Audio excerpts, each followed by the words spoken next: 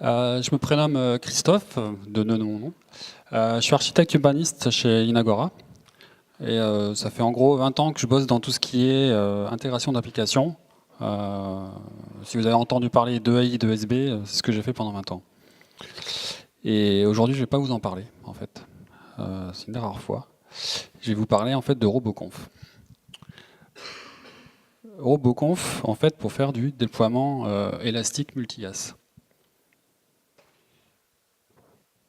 Donc la première page, je me suis présenté rapidement, quelques informations de contact que je mets d'abord au début, parce que j'aime pas les voir à la fin en fait.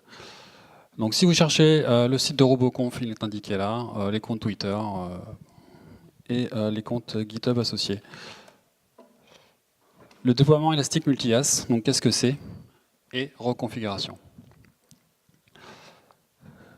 Donc je vais vous présenter ça rapidement et derrière je vous ferai une démo sous forme de vidéo parce que la machine n'est pas suffisamment puissante pour faire tourner la démo. Donc qui suis-je en tant que RoboConf? Donc je suis un petit nouveau projet qui est né en 2013 dans le cadre d'un projet de recherche européen qui est développé par l'Inagora et l'université Joseph Fourier à Grenoble. Aujourd'hui, RoboConf est en version 0.6.1. Donc c'est un produit jeune qui commence à quand même bien marcher. Le déploiement élastique multi-IaaS, est-ce que tout le monde connaît les trois termes? Déploiement, j'imagine, élastique, avec tout ce qu'on a entendu dans comme cloud aussi, multi-IaaS, on a un peu évoqué tout à l'heure. En fait, le but du déploiement multi-IaaS, c'est de répondre à plusieurs problématiques que je vais vous exposer.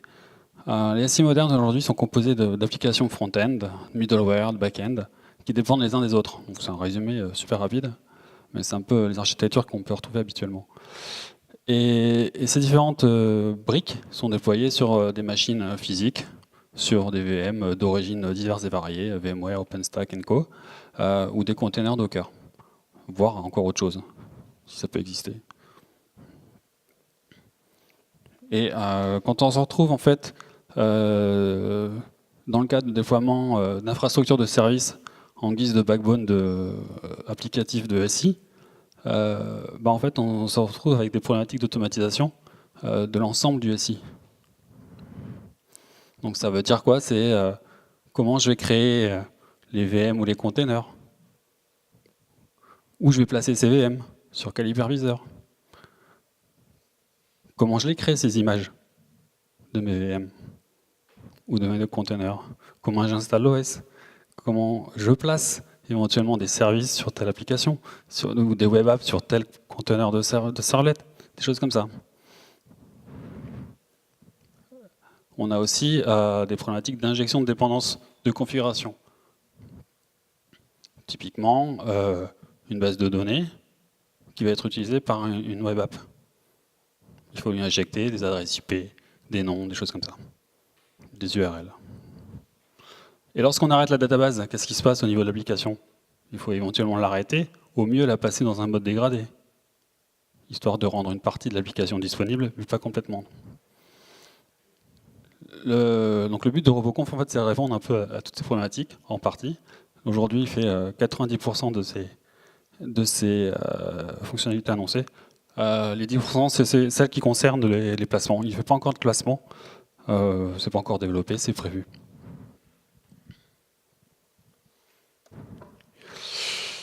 Concernant l'élasticité, donc en fait, quand on a un composant dit Cloud Ready, dont l'objectif est d'être déployé dans le cloud, on se retrouve souvent à devoir déployer un contrôleur, une API, des consoles, pour pouvoir faire en sorte que le programme en fait, soit automatiquement dupliqué quand il y a besoin en fonction de la charge, qu'on puisse créer une fois les composants, donc soit par un administrateur, soit directement par les utilisateurs finaux. Donc ces différents composants, on les retrouve systématiquement dès qu'on fait une application cloud, au sens propre du terme. Et on se dit pourquoi on ne pourrait pas faire ça de manière générique finalement, au lieu de le refaire systématiquement. Donc en fait, le RoboConf a aussi cette partie-là, de gérer en fait l'élasticité des composants qu'il déploie. Et une autre question à côté qui peut se poser, c'est pourquoi moi, en tant que SI, je ne pourrais pas arrêter quelques-unes de mes applications qui ne sont pas critiques pour libérer de la ressource pour les autres, au lieu de déborder sur des IaaS éventuellement autres. La reconfiguration. L'idée de cette thématique, c'est de propager des modifications de configuration entre les différents composants logiciels qui sont déployés. Donc, qu'est-ce qu'on entend par modification? C'est tout ce qui va être port d'écoute, adresse IP, ce genre de modification. Un serveur web qui propose des web services qui changent d'adresse IP ou qui changent de port, bon, ben, on va propager à l'ensemble des applications clientes qui vont les utiliser. En production, si c'est un opérateur qui doit faire ça à la main, c'est pas génial forcément. Donc si on peut l'automatiser, c'est encore mieux. Et il y a aussi ce qu'on appelle le réagencement. Donc ça découle du placement quand on a des applications dans des containers.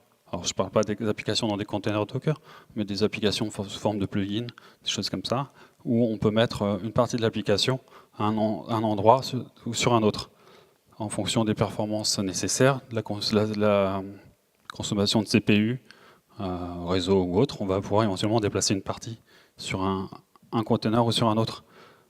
Donc c'est vraiment cet aspect réagencement qui va être pris en compte aussi en même temps que le placement. Je vous ai préparé une démo, mais avant de la jouer, je vais vous expliquer le cas d'usage. Je ne sais pas si on voit bien, voici. Je vous ai représenté un SI, un peu simpliste, mais dont on va retrouver un peu les principaux composants. En bas, tout en bas, le bloc du bas, vous avez un ensemble de back-end. Donc là, composé en fait un load balancer avec deux machines derrière. Donc on peut voir ça comme deux ressources applicatives différentes ou comme une seule ressource applicative clusterisée. Au milieu, vous avez, pour le use case, une infrastructure de service. Alors ici, il y a donc l'infrastructure de service, elle est implémentée avec Petals. Donc ça, c'est mon petit dada à moi. Notamment pour supporter tout ce qui est service métier, processus métier de l'entreprise. Elle va mettre en relation les clients, les applications clientes qui sont au-dessus et les ressources applicatives pour faire le métier de l'entreprise. Donc si on fait un zoom, ça c'était le côté portail. De la démo où il y aura, ce sera une petite appli Tomcat avec un seul nœud. Au milieu, vous avez donc l'infrastructure de service où il y a beaucoup plus de monde. Donc il y aura 1, 2, 3, 4, 5, 6 machines. Dans les 6 machines, vous avez un load balancer. Et le reste, c'est une infrastructure de service où il y a 2 fois un moteur activity pour ce qui est processus. Vous avez une database. Bon, vous avez pas mal de choses. Et la ressource applicative, elle est juste moquée avec des services web disponibles sur Tomcat, sur un cluster Tomcat. Et là, on va profiter de cette démo pour le faire voir. Donc c'est une vidéo qui existe en vidéo, elle est disponible sur YouTube. Je vais vous la montrer. Alors,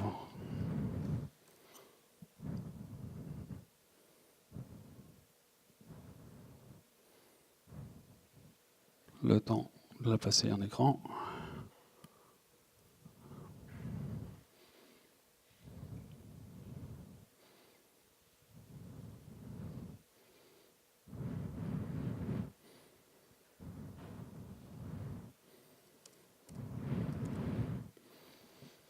Voilà.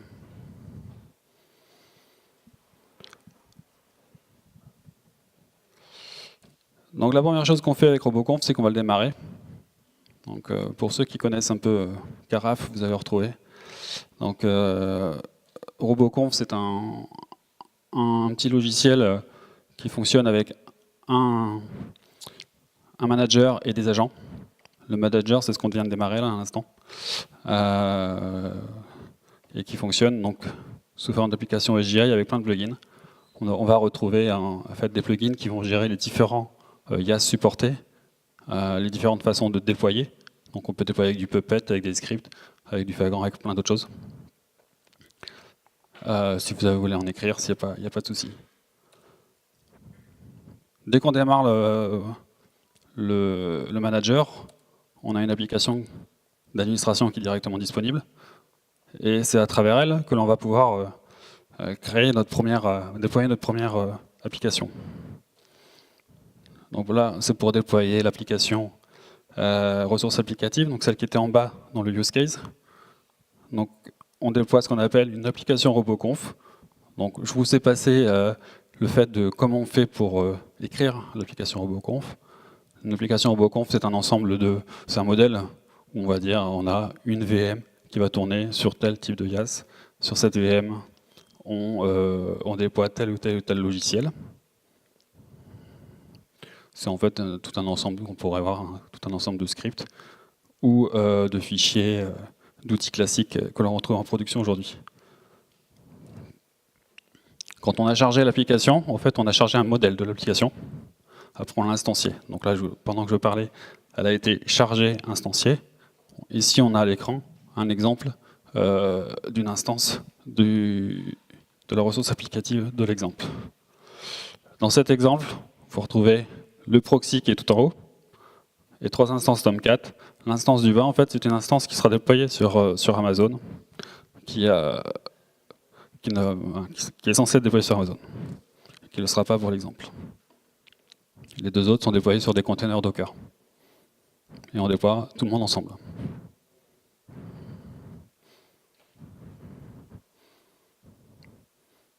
Donc le déploiement est parallèle, en respectant les dépendances éventuellement entre les composants. Donc suivant le modèle qui a été défini dans l'application.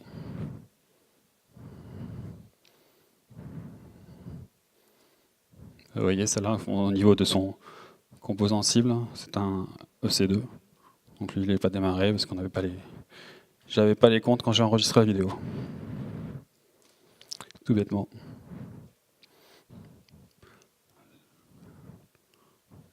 Donc après, on peut récupérer, voir que effectivement ça fonctionne bien. On va se brancher sur la console du HRProxy pour voir l'ensemble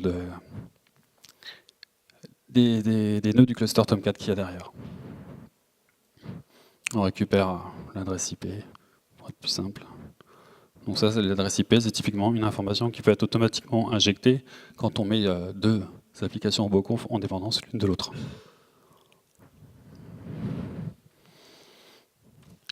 Là, on va s'occuper, sur le même modèle, à déployer la partie intermédiaire, c'est la partie middleware de notre SI. Donc on fait pareil, sous forme, c'est elle-même une application RoboConf qui a été préalablement déployée, dans laquelle on a décrit l'ensemble des nœuds, ce qu'il devait y avoir dessus, quelles étaient leurs interactions, et dans laquelle on a déclaré la dépendance sur la ressource applicative qu'on a déployée juste avant. Donc, comme tout à l'heure, on crée l'instance du middleware.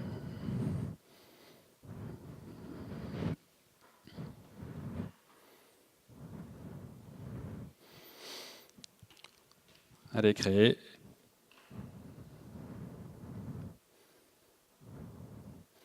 Et on va les renseigner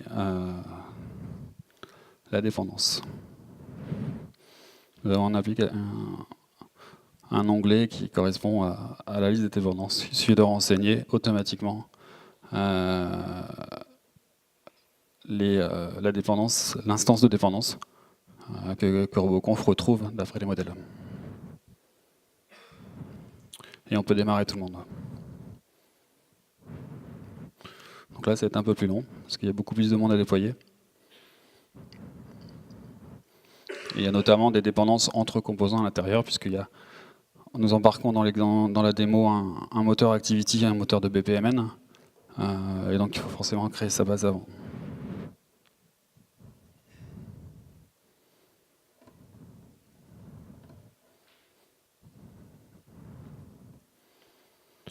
Donc tout à l'heure, je vous disais aussi que RoboConf était déploiement élastique multi-IaaS. Donc le côté multi-IaaS, c'est surtout pour être en mesure d'absorber tout ce qui est pic de charge, en mettant en place des mécanismes de débordement sur des IaaS publics, par exemple.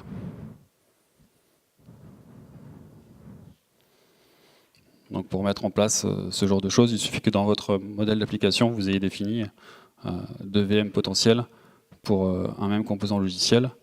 Un qui pourrait être une VM qui pourrait être donc VM au sens large, qui pourrait être un container Docker et l'autre une VM sur un OpenStack.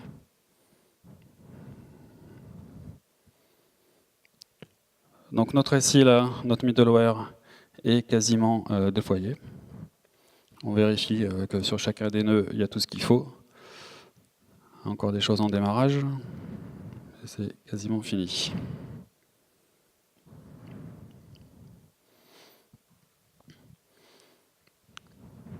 Voilà. On va vérifier en allant faire un petit tour sur le load balancer associé à cette ressource. Ah non, j'oubliais. Donc je vous fais voir au passage. Donc tout ce use case est quand même joué sur des containers Docker pour la simplicité et la rapidité. Donc ça commence à vite à faire, surtout que les logiciels embarqués, ça consomme un peu de mémoire.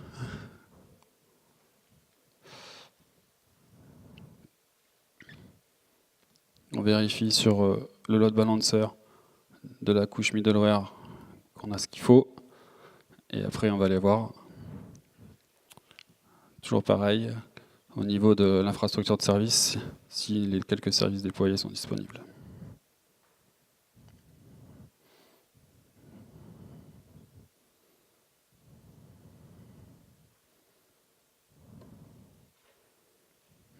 Donc sur l'infrastructure de service, c'est un autre nœud, donc une autre adresse IP.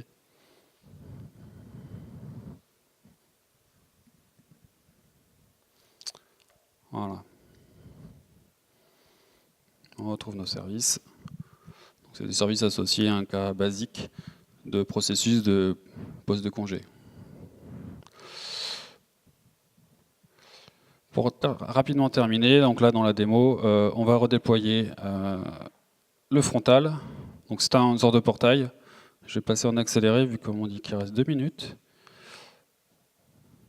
On va accélérer, voilà. Vous remarquez ici, en fait, on a démarré dans cette démo le portail sans avoir précisé, sans avoir renseigné sa dépendance sur la couche middleware.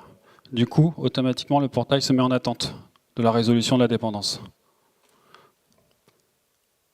Si on va la renseigner, automatiquement, c'est automatiquement débloqué et le déploiement se poursuit. Donc tout à l'heure, quand je parlais de dépendance d'injection de configuration, que ça marche aussi bien entre composants dans une application qu'entre paramètres entre applications.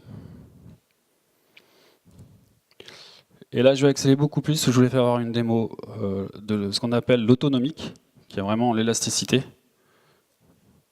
Donc l'idée, c'est d'injecter